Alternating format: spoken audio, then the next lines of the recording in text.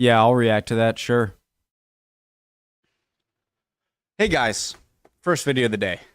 Let's go. France video, 12 regions of France explained. I did a preemptive like, subscribe, lay Frenchies. I was gonna say less, but 12 regions of France explained. Okay. Hope you guys are all doing well, by the way. My name's Connor, if you're new, from the USA, New England. France is a beautiful country. I have been to France twice, but never south of... I've been to Paris, and then I visited Normandy, and I've driven through Switzerland up into France, and then northwest diagonally back to Paris. So I haven't seen much of France, and I've never stayed anywhere specifically for too long, and so I really voice crack. I would love to return because I feel like I never really got a true experience of any one area, which I'd like to do instead of traveling to multiple areas over a few days. Beautiful country. You have amazing history. You have amazing culture, architecture, food, obviously, and just the geography of France, especially given its size, which I know it's one of the largest European countries, but I think it's around the size of Texas, but way more geographically diverse than Texas, that's for sure. You have Bay of Biscay, you have the Pyrenees, you have the Alps, you have, the English Channel coast, you have the Mediterranean coast, and a lot of other stuff I'm sure I'm not aware of. So I'm excited. Let's get started. One of the most recurring comments that we get from French people is that Paris is not France. And this is so true. There's so much more to France than just Paris, the French Riviera, and Normandy. From the pink granite cliffs of Bretagne, to the volcanic region of Auvergne, to the medieval fortress of Carcassonne, there's so much more to France than you can imagine, and you need to know about it. So nice grass. There's so much more to France than you can imagine. Nothing quite just is a simple little joy in life for me, like seeing a nicely manicured lawn or just area of grass. And you need to know. And man, is that good. So in this video, we're going to tell you about the 12 regions of France, what there is to do there, what there is to see, and especially what you should eat and drink when you're there. Allez, on y va. France has 13 distinct regions, including Île-de-France, but we're not going to include the Paris region or Île-de-France in this video. But we'll show you the other 12 regions in alphabetical order, and we'll start with the Auvergne-Rhone-Alpes region. This region is 2 hours south of Paris by TGV train and is what we consider here the heart of France. The capital of the region is the city of Lyon, which is the gastronomy epicenter of France.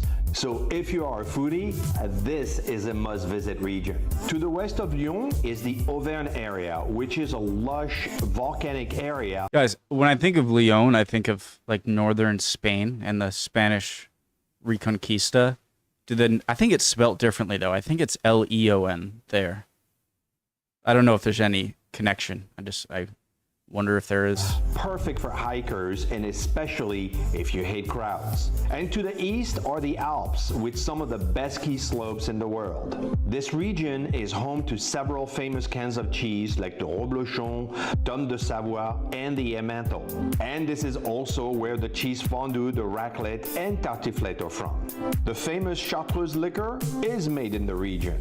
So if you're looking for some of the best food of what France has to offer, and you love hiking away from the hustle and bustle of the big cities, this region is for you. To get there, take the 2-hour ride on the TGV high-speed train to Lyon, spend the day in Lyon, and then rent a car to discover the rest of the region.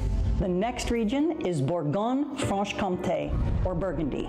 This stunning Côte d'Or is just southeast of Paris and offers views of vineyards, glazed tile roofs, and Romanesque architecture. Its capital is Dijon, a bustling, busy town, but also an artist village. After all, this is where...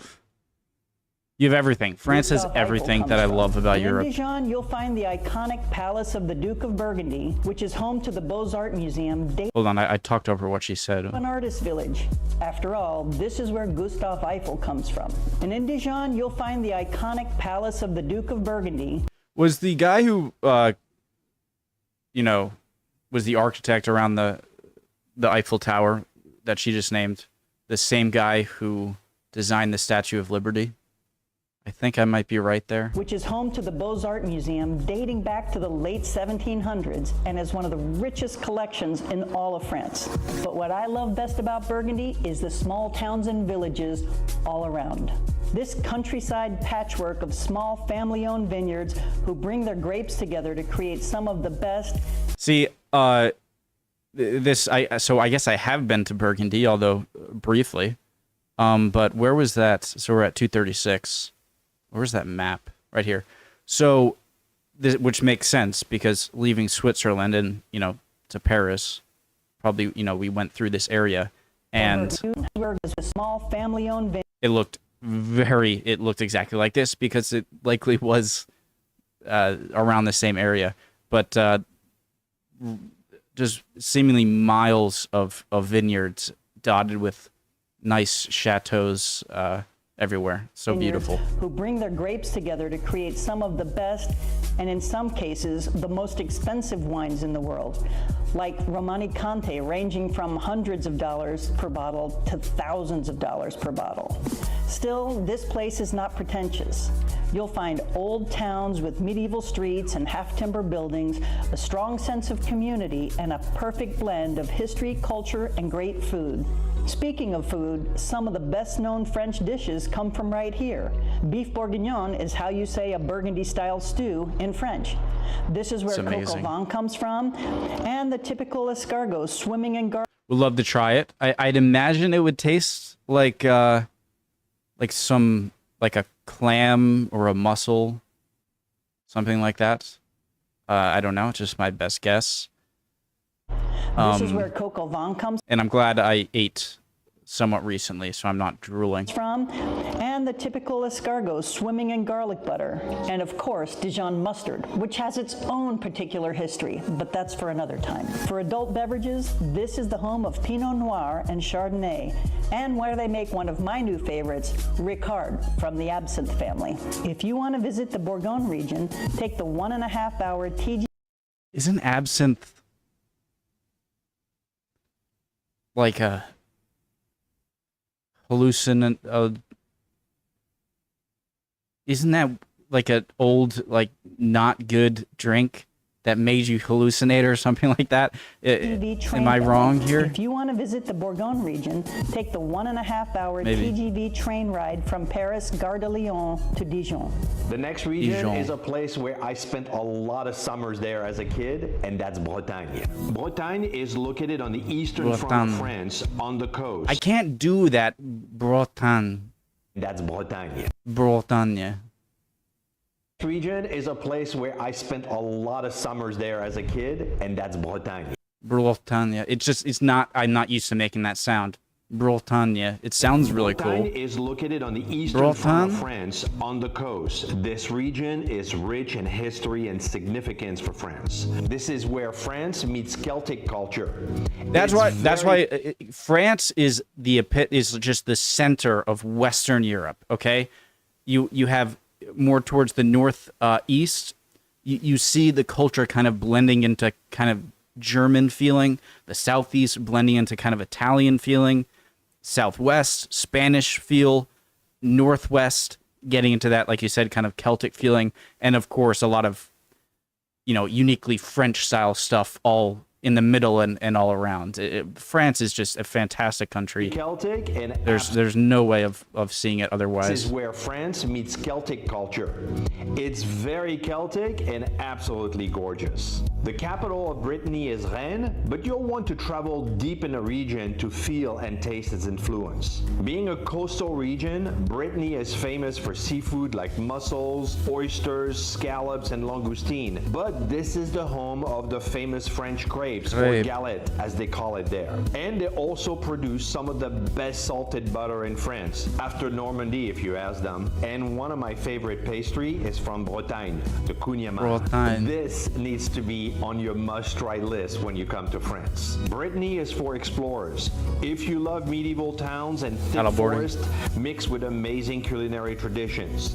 To get there, it's a 2.5-hour train to Saint-Malo, and from there, I rent a car and discover the 2.5-hour train to Saint-Malo. And from there, I rent a car and discover the rest of Brittany on my own. Bring some hiking shoes and an appetite. You won't be disappointed here. The next region is the Centre Val de Loire, which is just south and west of Paris. And as its name suggests, this is the valley of the along Loire. the Loire River. Here you'll find fields of grains and flowers, vineyards, and more chateaus than you can imagine, each with their own story of elegant lifestyles, fabulous gardens, and personality. The capital city is Orleans, but if you continue just a little bit farther southwest to the town of Tours, you'll find yourself right in the middle of a trail of castles dotting the little villages along the river, like the Chateau Chambord, Chateau Chenonceau, and the Chateau Amboise, to name a few. It's also where Leonardo da Vinci lived his last days, in the Chateau de Clos-Luz in Ambrose. You can still love it. Nice lawn, nice big walkway. I love the brick with the kind of whiter, lighter, what do you call it?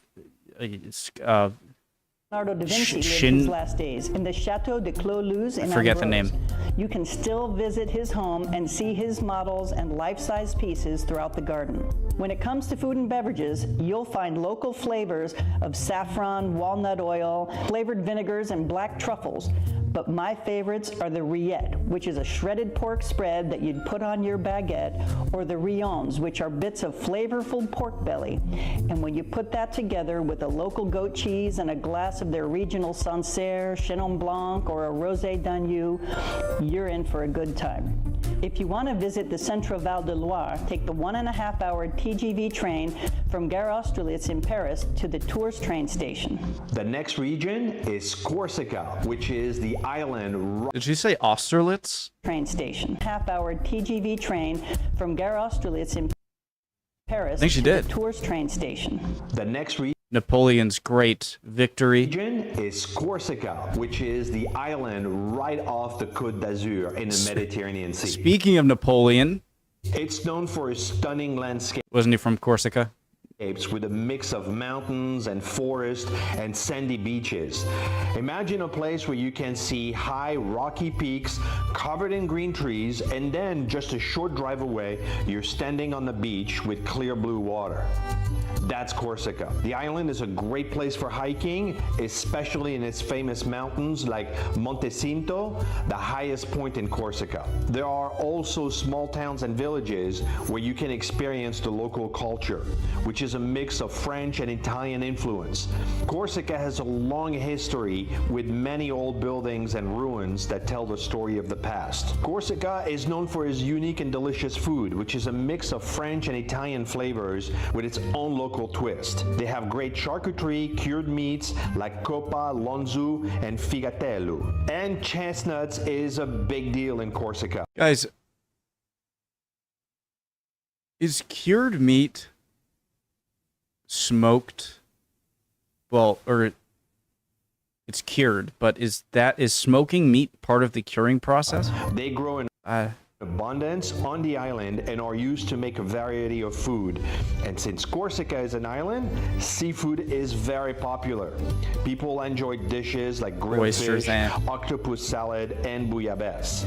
Now to get there, you can fly directly from Paris or take a TGV train to Marseille and take a ferry to the island. The next region is a really big one. It borders Belgium, Luxembourg, Germany, and Switzerland, and that is the Grand Est. It's also quite diverse because it includes the prestigious and glamorous sub-region of Champagne and the German-based Alsace sub-region. So let's look at the Grand East in two parts. Strasbourg is the capital of Alsace and has gone back and forth between French and German rule for centuries. and you can really feel the German influence in the way the language is spoken and with words that you see on signs and menus. And this is true for Colmar and Rickvier, two other cities in Alsace that you really need to know about. You'll see a mix of medieval and Renaissance architecture, brightly colored buildings, and a robust river life. To say they're charming is an understatement. Popular foods in Alsace are the Choucroute, which is a sauerkraut dish with bits of pork and a variety of sausages served with potatoes and carrots, or the Flammkuche, which is like a pizza except with a white sauce and bits of thick-cut bacon, and of course pretzels, which they call bretzels with a B. When it comes Is that a donut pretzel? to cheese, this is where you'll find Munster and Gruyere, and you can wash all of those down with one of their local beers, a Riesling white wine, or the Alsatian version of champagne called Crémant. To get to the Alsace sub-region of Grand Est, take the 2-hour TGV train from Gare de l'Est in Paris to the Strasbourg station. For the Champagne sub-region, you may already know what to expect. The capital city is Reims, and they say this is where men go to become kings. Since 816 AD, 33 of them were coronated here, starting with the son of Charlemagne. This is a regal place surrounded by vineyards producing the king of wines. Until the upper 1600s, grapes grown in the Champagne region made regular flat wine until Dom Perignon, yes, he's a real guy, discovered the modern technique of making the sparkling wine we know today as champagne. And of course, since it's a protected appellation, only sparkling wine grown and produced in the Champagne region can be called champagne. It's the same with Parmesan, right? It has to be in Emilia Romagna or Emilia, that certain part in Italy. Many large houses like Veuve Clicquot, Moet Chandon, Dom Perignon offer tours, and that's pretty cool. But there are also lots of small family-owned houses where you can get more personal experience and often some amazing champagnes. Whether you enjoy your champagne with some fresh fruits, chocolates, and local pink biscuit cookies, or with a charcuterie board with something made with the local black truffles and the fine ham that comes from Reims, you'll make memories to last a lifetime. To get to the Champagne sub-region of Gare de l'Est, take the 45-minute train from Gare de l'Est in Paris to the Reims train station. Now, the best way to discover all the regions of France is by train. And when we book our train, we use Trainline because it's super user-friendly and it's the exact same price that you'll find everywhere. So I'm going to put a link in the description. Check it out and see what kind of pricing you get for the destination you want to go to. Make sure to use that, guys, if you're interested. The next region is Hauts-de-France, which is the region north of the Paris region. This is another place where I spent a lot of time as a kid because my mom was born in Dunkirk. This is also where we live, near the city of Chantilly, in the southernmost part of the region. This region is not high on the list of prime destination for visitors, and that's a mistake because it has a lot to offer. First off, you have Lille to the north, which is a vibrant and beautiful city. Amiens to the south is home to the largest cathedral. Guys, so you see, it looks so similar to the coast of Dover, the coast opposite of the English Channel. And so I wonder, was it all connected, and then over time, the middle that became the English Channel just eroded and eroded away until it connected to the North Sea? Because it has a lot to offer. First off, you have Doggerland Lille to the north, which is a vibrant and beautiful city. Amiens to the south is home to the largest cathedral in France. So big, in fact, you could put 2 Notre Dame inside the cathedral. Love churches. I'm not religious, never have been, but I love churches. It has nothing to do with religion. They're just, I love them historically, and just, they're beautiful. I mean, look at this. Cathedral in France. All of that. And I wonder if these were all things that were done on the ground and then somehow placed there, or if all of the carving was done right on the side of the building. I don't know which one would be easier. So big, in fact, you could put 2 Notre Dame inside the Cathedral of Amiens. Jeez. And one of Colleen's favorite castles in France is here, Pierrefonds, which is so iconic it provided inspiration for the Walt Disney classics like Sleeping Beauty and Cinderella. Hauts-de-France is the home of the famous moule frite. That's the, I love mussels. Which is so iconic it provides. This is the interior of the castle, of the walls. That is the nicest castle I've ever seen. Provided inspiration for the Walt Disney classics like Sleeping Beauty and Cinderella. Hauts-de-France is the home of the famous moule frite. You'll find it in many restaurants all around France. This is where you'll find the iconic maroilles cheese and plenty of great beers. Getting to Lille or Amiens is super easy with daily I always TGV thought trains from Neuschwanstein Gare du Nord, and you'll get was there the in less than 2 hours. The next region of castle France used for is Disney. the Nouvelle-Aquitaine. It's located along the southwest coast of France, bordering on Spain to the south. It's rich with large mountain ranges, fabulous rivers, natural parks, marshes, and a long, beautiful coastline with some world-famous beaches. The difference in lifestyle and cuisine from the north to the south make this another diverse region. In the north, the place most people are familiar with in the Nouvelle-Aquitaine region is its capital, Bordeaux. This is where you'll find the World of Wine Museum, a thriving art community, a vibrant waterfront, and the kind of up-and-coming life that comes with being a university town.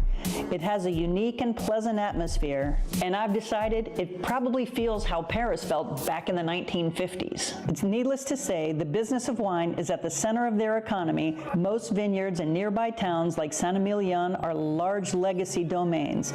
This is not a region for small family producers. You'll see vines from a single domain stretching out as far as the eye can see, but they're definitely worth a visit. Here on the menu, you'll find a world of seafood, especially from the nearby Holy Atlantic. shrimp! Biggest shrimp I've ever seen. The Gironde estuary, and Arcachon, which is famous for its oysters. When you're in Nouvelle-Aquitaine, you should definitely try a seafood platter with shrimps, clams, scallops, crabs, langoustine. But there's also the non-seafood stuff, like wild mushrooms that grow all around, their local lamb, and excellent beef. To visit this area of Nouvelle-Aquitaine region, take the 2.5-hour TGV train from the Montparnasse station in Paris to Bordeaux. The south side of Nouvelle-Aquitaine is heavily influenced by its neighbor, the Pyrenees area of Spain. You can taste it in the cuisine.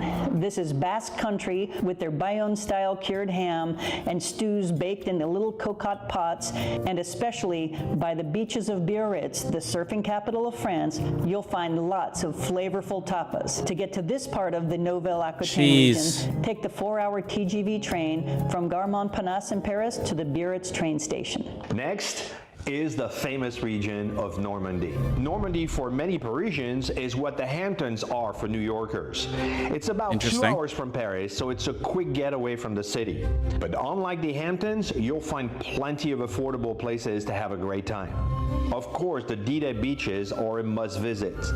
But all along the coast, you'll find gems like medieval city of Bayeux or the quaint seaside port of Honfleur. And don't miss the beautiful... I took this rock right here.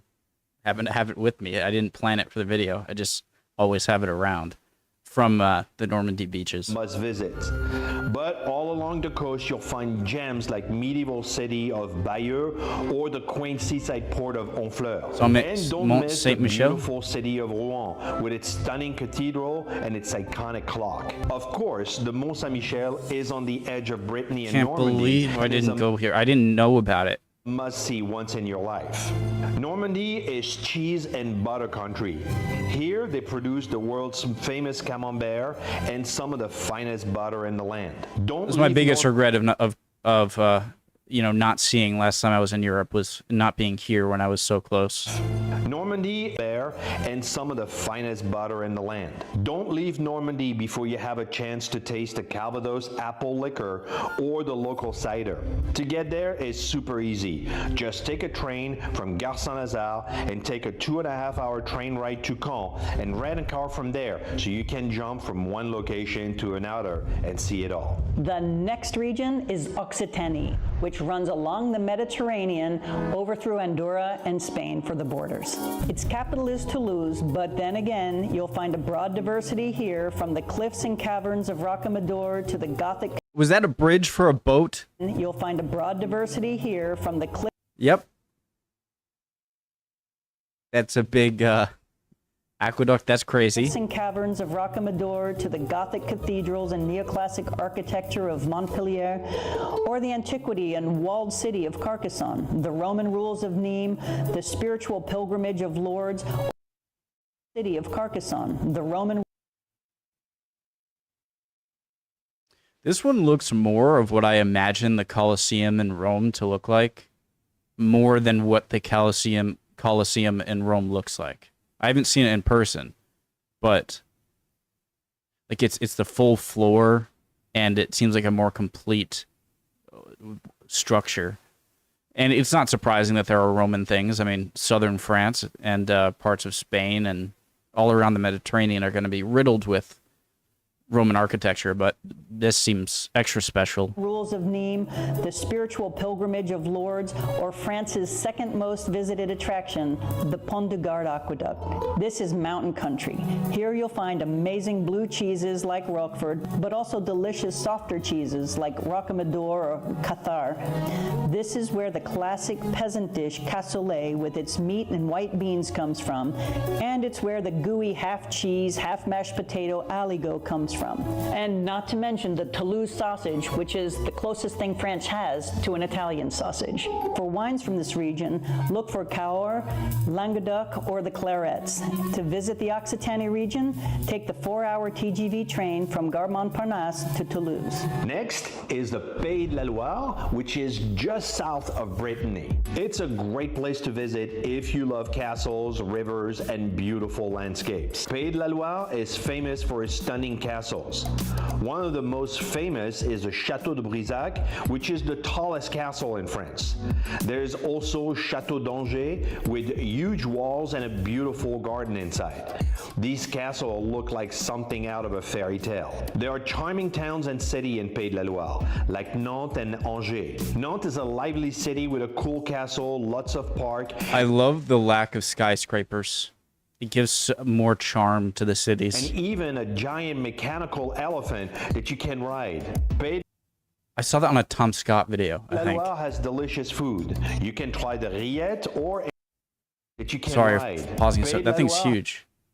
What are the purposes of these structures here? Was there supposed to be a roof that goes on top of it? Or is that just part of the intended design? Has delicious food. You can try the rillette or enjoy fresh seafood from the coast. The region is also known for its wine, especially white wine like Muscadet, which go perfectly with seafood. Besides castles and city, Pays de la Loire has peaceful countryside with vineyards, forests, and rivers. It's a great place to go biking, hiking, or just take a leisurely walk to enjoy the nature around you. This is another region that is very easy to get to from Paris with a quick 2-hour train ride for the Montparnasse train station to Nantes. And last but not least, the region of Provence, Côte d'Azur. When you hear about the south of France, this is what people are talking about. Here you'll find the oldest city in France, its capital, Marseille, founded in 600 BC by Greek settlers. And this is a main commercial port for France. That makes so much sense. I remember seeing the history of Europe over time on a map as the borders in Europe changed over 2,000 years, and Rome had Hispania and had the Roman, the Italian peninsula, obviously territory, and the Iberian peninsula territory, but it didn't connect with each other through southern France for a long time. And I always wondered why, and it seemed like there were just some Greek cultured holdings there. So that makes a lot of sense. I just want to say that. But along the coast, heading towards the Italian border, you'll find glamorous jet-set beaches, ports with mega yachts, Mediterranean villages where you can walk through town in your espadrilles and sandals, find old clay pots and tiles and little boutiques, and savor a nice rosé on a delightful terrace.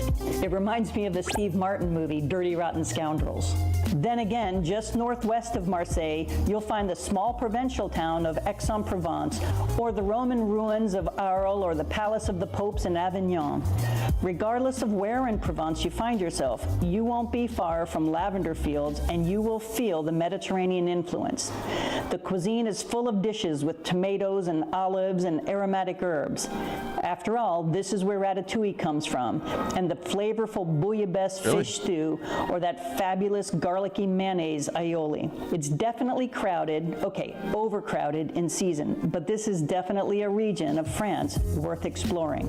To visit the Provence-Côte d'Azur region, take the 4-hour TGV train from Gare de Lyon in Paris to Marseille, or the 6-hour TGV train also from Gare de Lyon to Nice. In this video, we told you about the 12 regions of France. Next, great. I would watch this video, which is all about how to book your train tickets and all about the train stations in Paris. It was really cool. France, I knew France was beautiful before watching this video, and it only confirms my thoughts on that for sure. Another thing with European cities, not just in France, is